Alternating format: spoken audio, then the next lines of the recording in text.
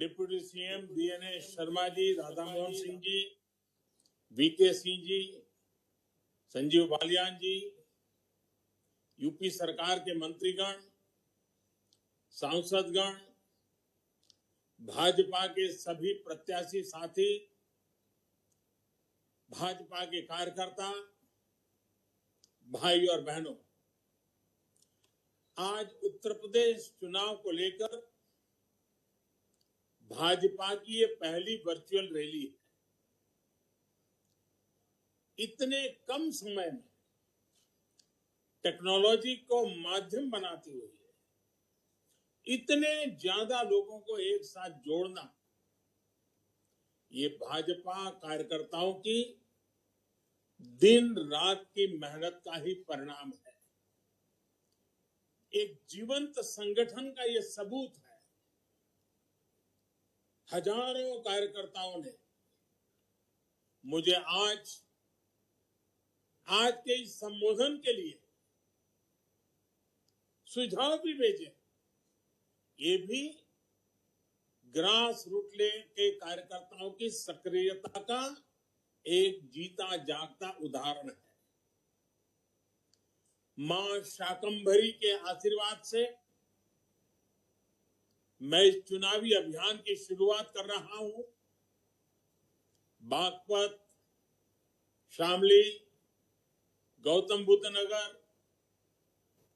मुजफ्फरनगर और सहारनपुर से हमारे साथ जुड़े प्रत्येक मतदाता का भी मैं आदरपूर्वक स्वागत और अभिनंदन करता हूं। साथियों, पश्चिम उत्तर प्रदेश की ये वो धरती है जिसने 1857 की क्रांति में देश को एकजुटता का संदेश दिया था। कमल के फूल और रोटी ने हमेशा देश को बांटने वालों को मुंह तोड़ जवाब दिया है। हम एकजुट रहेंगे तो कोई हमें कभी परास्त नहीं कर पाएगा। हर एक का प्रयास ही उत्तर प्रदेश को वो ऊंचाई देगा जिसका वो हमेशा से हकदार रहा है। साथियों, जब मैं 5 साल पहले चुनाव के समय पश्चिमी यूपी में आया था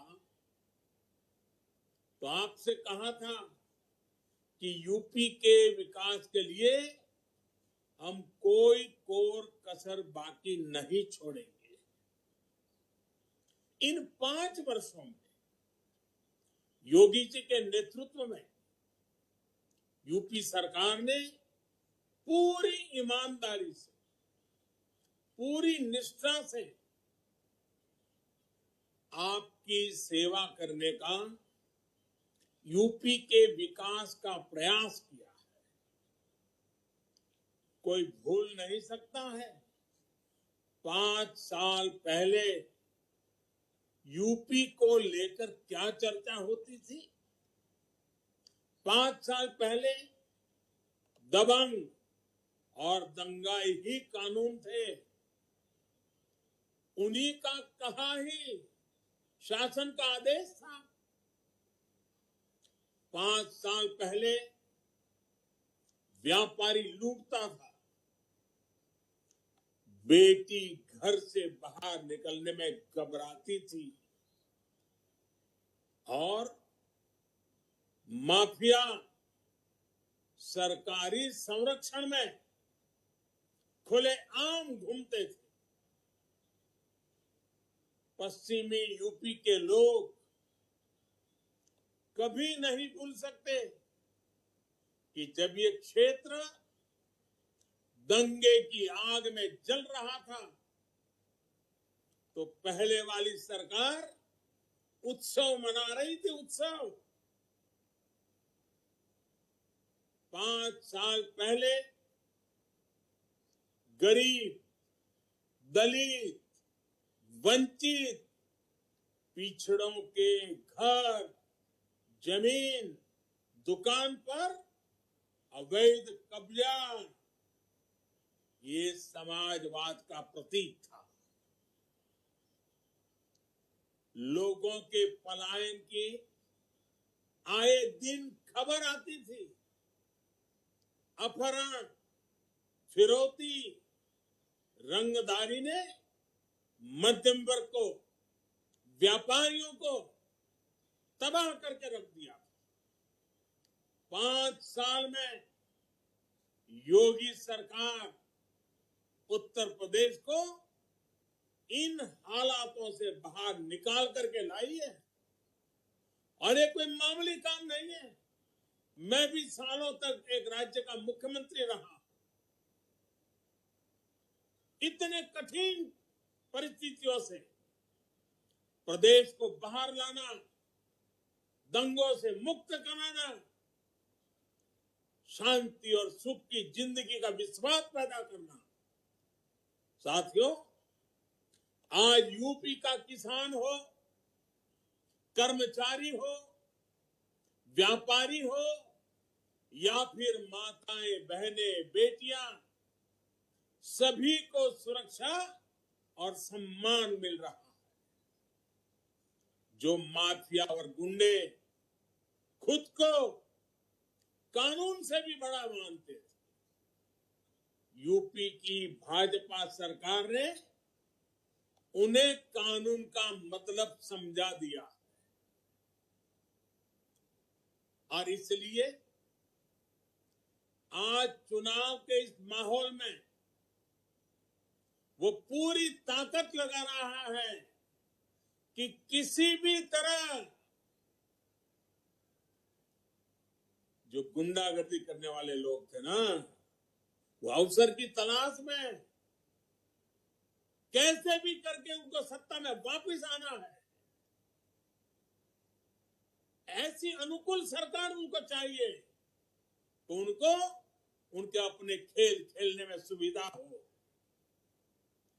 हम यूपी में बदलाव के लिए खुद को खपा रहे हैं, जबकि वो आपसे बदला लेने की ठान कर बैठे हैं। इन लोगों ने जिन्हें टिकट दिया है, उनकी भाषा, उनका व्यवहार, उनका इतिहास, उनके करतूत, उनके कारनामे, ये सारे उनके सबूत हैं।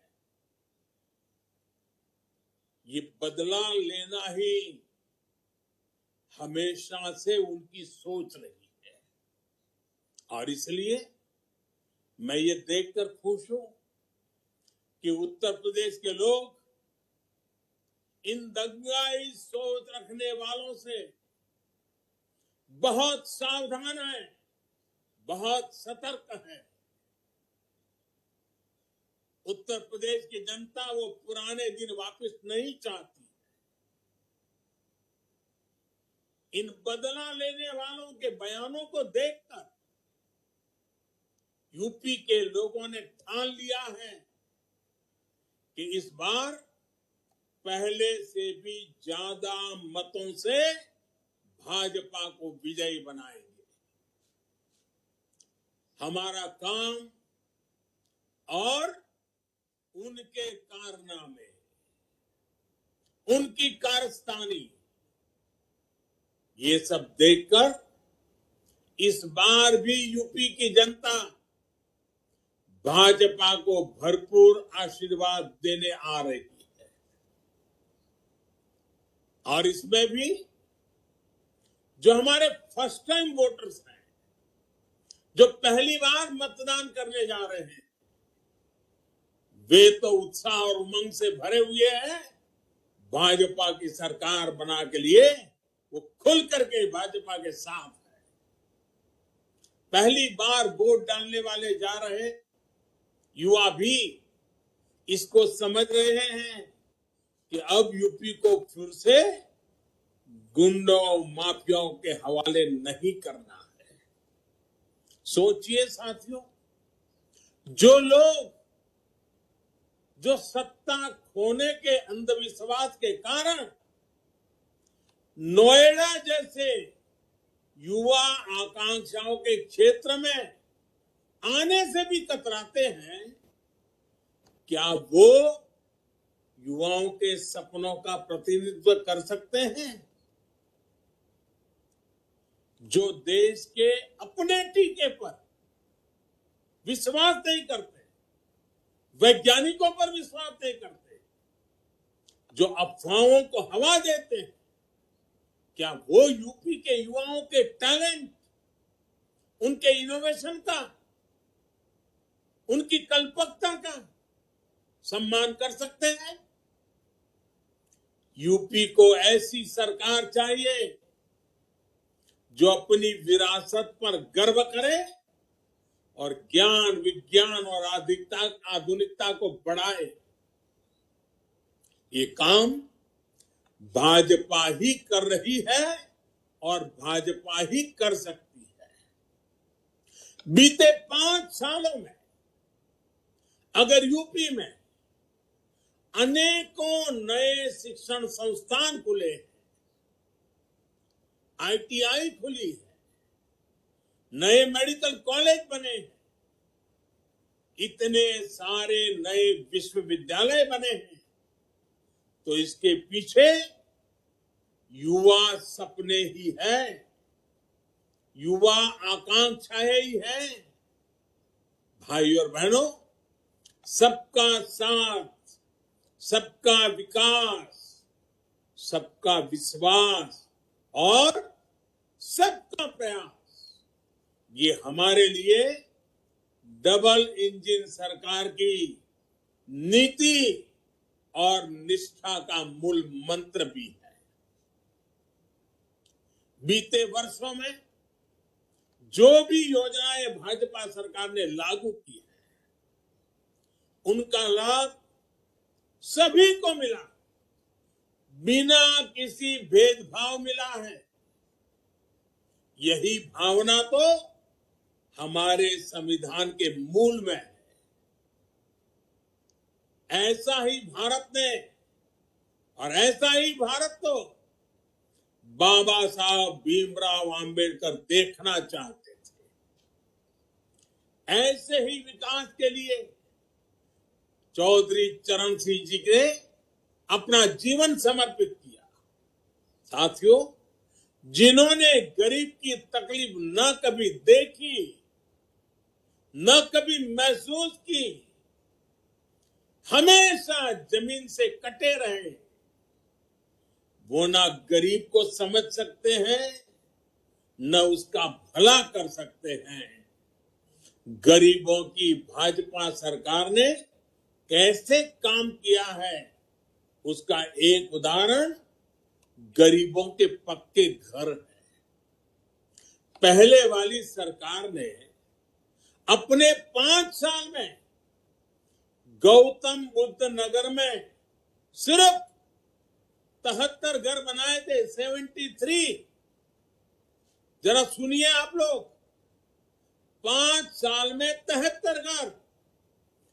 योगी जी की सरकार ने इन्हीं 5 सालों में उस एक जिले में करीब करीब 23,000 घर बनाकर शहरी गरीबों को दिए हैं। सोचिए, कहां 73 घर 5 साल में और कहां 23,000 घर। सहारनपुर शहर में भी पहले वाली सरकार ने सिर्फ 221 घर गरीबों के लिए बनवाए थे। 221, 5 साल में 221। योगी जी की सरकार ने इन्हीं 5 सालों में 18,000 से ज्यादा घर बनाकर सहारनपुर के गरीबों को दिए। इसी तरह शामली, मुजफ्फरनगर और बागपत शहर में भी कुल मिलाकर पिछली सरकार ने 5 साल में सिर्फ 800 घर बनाए थे। 5 साल में इतने सारे बड़े इलाके में 800 घर। योगी जी की सरकार ने इन 3 शहरों में 5 साल में 33,000 से ज्यादा गरीबों को घर बनाकर दिए। जब गरीब का दर्द दिल में हो तो सरकार ऐसे ही दौड़ती है, ऐसे ही काम करती है। यही फर्क है जो आज यूपी के लोग देख रहे हैं, समझ रहे हैं। पिछली सरकार जहां पूरे यूपी में कुछ हजार घर ही बनवा पाई थी, वहीं योगी जी की सरकार ने अपने 5 साल में 33 लाख से ज्यादा घर बनाकर गरीबों को दिए हैं।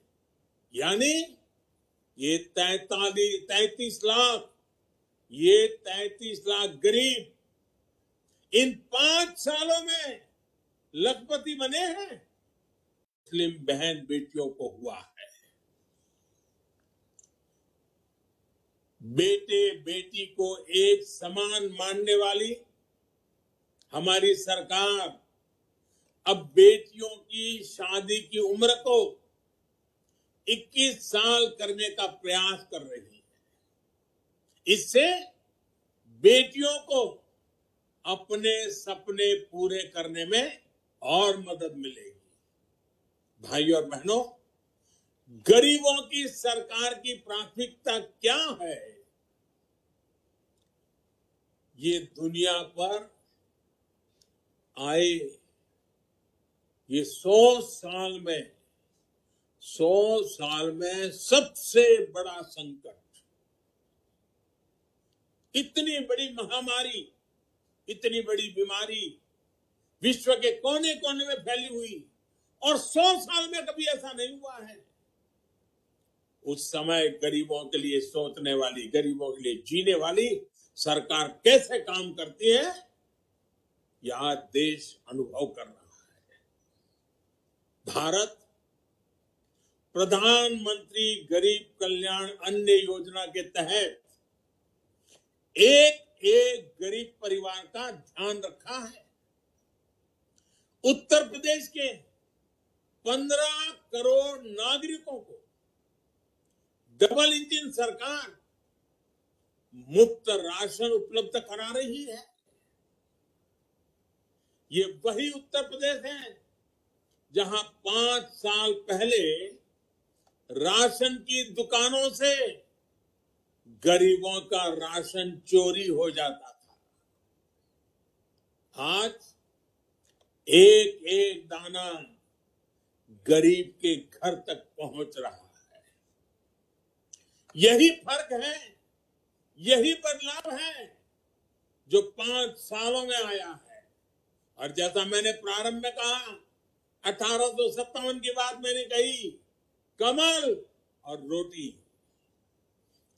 इस संकट के काल में गरीब के घर में रोटी बने, इसका पूरा प्रबंध किया, और आज हम आपके पास कमल लेकर के आए हैं। साथियों, जब दिल में सेवा की भावना हो, भ्रष्टाचार पास भी नहीं फटक सकता है, तो काम करने के नतीजे भी मिलते हैं। डबल इंजन की सरकार का भी यही ट्रैक रिकॉर्ड है। हमारा लक्ष्य था कि किसान को मिलने वाली सरकारी मदद में लूट बंद हो, कटकी बंद हो, बेईमानी बंद हो, यूपी के छोटे किसानों के बैंक अकाउंट में सीधी मदद मिले। आज पीएम किसान सम्मान निधि से यूपी के किसानों को 43,000 करोड़ रुपए से अधिक, 43,000 करोड़ रुपए सीधे उनके जेब में, उनके बैंक खातों में मिले हैं। इसका बहुत बड़ा लाभ छोटे किसानों को हुआ है। और मेरा ये पक्का विश्वास है, अब समय आ गया है, हमें छोटे किसानों की ज्यादा चिंता करने की जरूरत है। और ये हमने काम शुरू कर दिया है। छोटे किसान ही हमारे ग्रामीण जीवन को बदलेंगे। छोटे किसान भी हमारी किसानी अवस्था को बदलने में मेरी बहुत बड़ी ताकत है। सरकार द्वारा दशकों से अधूरी पड़ी सिंचाई परियोजनाओं को पूरा करने, फसल बीमा योजना का दायरा बढ़ाने, पेंशन योजनाओं का लाभ भी छोटे किसानों को हुआ है। छोटे किसानों का धन हमारे पशुधन से भी बढ़ता है। इसके लिए सरकार ने कामधेनु आयोग बनाया है। डेयरी सेक्टर के इंफ्रास्ट्रक्चर के लिए आज हजारों करोड़ रुपए निवेश किए जा रहे हैं। सरकार ने एक बहुत बड़ा अभियान चलाकर लाखों पशुपालकों को किसान क्रेडिट कार्ड की सुविधा भी जोड़ी है। पशुओं में फुट एंड माउथ डिसीज, खुरपका मुंहपका के नियंत्रण के लिए जो राष्ट्रव्यापी टीकाकरण मिशन चलाया गया है, उससे भी किसानों को बहुत लाभ हुआ है। और हमारे देश में वैक्सीनेशन की तो चर्चा हो रही है, लेकिन बहुत कम लोगों को मालूम है कि जिस प्रकार से इंसान को वैक्सीनेशन का इतना बड़ा अभियान चला है, वैसा ही हिंदुस्तान के हर पशु को वैक्सीनेशन का अभियान चल रहा है। और इससे पशुपालकों को बहुत बड़ी चिंता से मुक्ति मिलने वाली है। यूपी में बनाए जा रहे बायोगैस प्लांट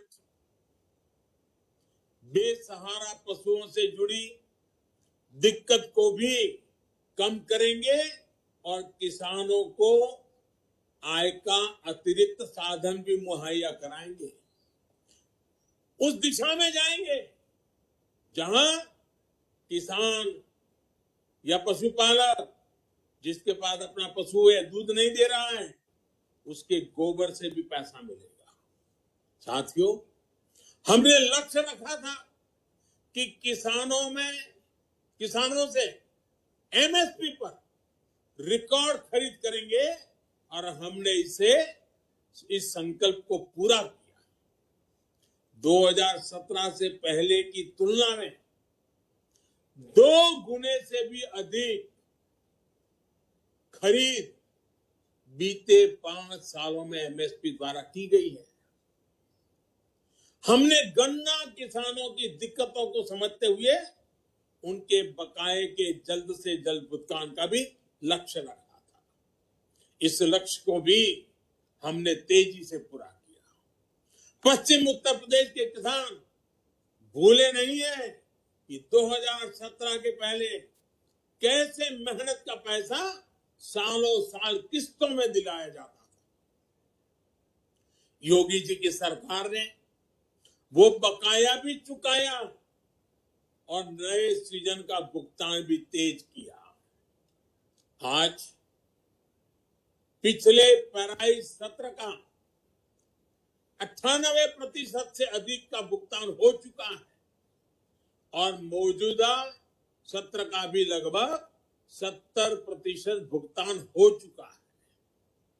किसानों का जितना भुगतान योगी जी की सरकार ने किया है, उतना पिछली 2 सरकारों ने अपने 10 साल में नहीं किया था। हमारी सरकार इथेनॉल का उत्पादन बढ़ाकर भी गन्ना किसानों की मदद कर रही है। चीनी मिलों की सेहत सुधार रही है। यूपी के गन्ना किसानों से बीते 5 साल में 12,000 करोड़ रुपए से अधिक का इथेनॉल खरीदा गया है। साथियों, डबल इंजन की सरकार डबल तेजी से यूपी के विकास में जुटी है। आज यूपी में एक्सप्रेस वे डबल हो रहे हैं, हवाई अड्डों की संख्या भी डबल हो रही है।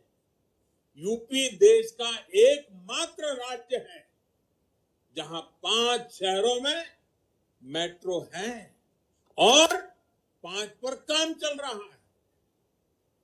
2017 से पहले जो सरकार थी वो कागजों पर आधी अधूरी परियोजनाएं बनाने और उनके शिलान्यास में माहिर थी। पत्थर टांग दो बस, अस्पताल हो, सड़कें हो, एक्सप्रेस वे हो, ये लोग सालों साल परियोजनाओं को खींचते थे ताकि उसमें से कुछ दोहना है, उसमें से भी कुछ निकालना है, कमाई करनी है तो अपनी दुनिया चलती रहे। वो लोग सिर्फ सपने दिखाते थे। डबल इंजन की सरकार सपने पूरे करती है। और एक बात हम न भूले, मैं कभी कभी सुनता हूं कुछ लोगों को सपने आते हैं। आप सबको मालूम है सपने किसको आते हैं भाई? जो सोता रहता है ना, उसको सपने आते हैं। जो जागता है वो संकल्प लेता है। योगी जी जागने वाले, जागते रखने वाले और इसलिए संकल्प करने वाले नेता है। यही फर्क है जो आज यूपी के लोग अच्छी तरह समझ रहे हैं, देख रहे हैं। आज पश्चिमी यूपी देश के सबसे अधिक कनेक्टेड क्षेत्रों में से एक बन रहा है। कुछ दिन पहले ही गंगा एक्सप्रेसवे पर काम शुरू हो चुका है। नोएडा इंटरनेशनल एयरपोर्ट पश्चिमी यूपी को अंतरराष्ट्रीय कनेक्टिविटी देने वाला है। हमारा दादरी तो भारतीय रेल की आधुनिकता का सबसे बड़ा सेंटर होने जा रहा है। आज देश के 2 डिफेंस कॉरिडोर में से एक यूपी में बन रहा है। ये सारे प्रोजेक्ट अपने साथ उद्योग की, नए रोजगार की अनेकों नई संभावनाएं लेकर आ रहे हैं। बीते 5 साल में हमने यूपी के ऐसे ही समृद्ध भविष्य की नींव रखी है। इस बार आपका एक एक वोट इसी नींव को सशक्त करने के लिए होगा। साथियों, यूपी के गांव हो या शहर, पश्चिमी यूपी हो या पूर्वी यूपी, सभी के लिए, हर क्षेत्र के लिए आगे बढ़ने का समय है। यूपी के लोग तो पहले की सरकार में रहने वालों की बदनीयत को अच्छी तरह जानते हैं। इन लोगों ने भ्रष्टाचार और रियल एस्टेट माफिया का ऐसा गठबंधन कराया कि एनसीआर के हजारों फ्लैट खरीदारों के जीवन भर की पूंजी लूट गई। इसका बहुत बड़ा नुकसान हमारे मध्यम वर्ग के भाइयों बहनों को हुआ, हमारे युवाओं को उठाना पड़ा। डबल इंजन की सरकार ने इस माफिया को खत्म करने के लिए रेरा कानून लागू किया है। इससे आज अपना घर मिलने में लोगों को आसानी हुई है। अधूरे पड़े घरों को पूरा करने के लिए सरकार ने 25,000 करोड़ रुपए की अलग से व्यवस्था भी की है। इनको अगर मौका मिल गया तो ये रेरा की व्यवस्था को भी खत्म कर सकते हैं। साथियों, एक तरफ भाजपा है जिसके पास विकास का स्पष्ट विजन है, साफ सुथरा, ईमानदार और असरदार नेतृत्व है। वहीं दूसरी तरफ अहंकार से भरे, समाज को तोड़ने वाले, किसी भी कीमत पर सत्ता पाने का सपना देख रहे हैं। और ये है कौन? नकली समाजवादी। विजन के नाम पर इनके पास सिर्फ विरोध है, गुस्सा है, आक्रोश है। इसलिए आज यूपी कह रहा है, एक बार फिर गरीबों की सरकार, भाजपा सरकार, डबल इंजन सरकार। इस वर्चुअल रैली के लिए आपने अपना समय निकाला,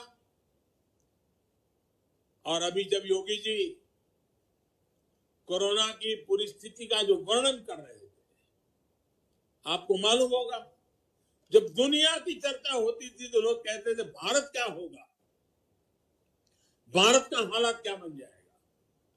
और जब भारत की चर्चा होती थी तो लोग कहते थे यूपी में क्या होगा। लेकिन मैं आज योगी जी को, उनकी पूरी टीम को बधाई देता हूं, उनका अभिनंदन करता हूं। जिस प्रकार से इस कोरोना कालखंड में एक एक जिंदगी बचाने के लिए वो जी जान से खप गए। मैं अभी 1-2 दिन पहले टीवी देख रहा था, चुनाव की गहमा गहमी में भी योगी जी सुबह सुबह अस्पताल पहुंच गए, मरीजों की सेवा हो रही कि नहीं वो देख रहे थे, वैक्सीन की क्या अवस्था है वो देख रहे थे, कोरोना की स्थितियां क्या है वो देख रहे थे। चुनाव के इन समय में अपने राज्य के लोगों की ऐसी चिंता करने वाला नेता अगर हमारे पास है, ऐसी सरकार है जो जन जन के सुख के लिए काम करती है। और इसलिए मैं उत्तर प्रदेश के नागरिकों, उत्तर प्रदेश के युवाओं को, उत्तर प्रदेश की माताओं बहनों को हृदय से आग्रह करता हूं, ये समय देश को आगे बढ़ने का है। ये समय उत्तर प्रदेश देश को आगे बढ़ाने वाली एक बहुत बड़ी ताकत बन जाए, उत्तर प्रदेश स्वयं में एक शक्ति बन जाए, ये अवसर हमारे सामने है। और इसलिए मैं आज आग्रह से कहता हूं, इस चुनाव में भारी मात्रा में मतदान कीजिए। आपके संतानों के उज्जवल भविष्य के लिए मतदान कीजिए। आपका गांव, आपके गरीब, आपके किसान, आपकी माताएं बहनें, उनके कल्याण की बात हो, उनकी सुरक्षा की बात हो, उनके उज्जवल भविष्य की बात हो, आप भारी मात्रा में मतदान करके, आपके एक वोट की ताकत होती है, एक वोट का सामर्थ्य होता है जो उत्तर प्रदेश को सुरक्षित रखेगा। आपके एक वोट की ताकत है जो उत्तर प्रदेश को विकास की नई ऊंचाइयों पर ले जाएगा। ये आपके वोट की ताकत है जो आपके बच्चों के भविष्य को सुरक्षित करेगी। और इसलिए मैं आपको हृदय से धन्यवाद देते हुए, साधुवाद देते हुए, इस वर्चुअल समिट में आपने समय निकाला, आपका आभार व्यक्त करते हुए मेरी वाणी को विराम देता हूं। बहुत बहुत धन्यवाद।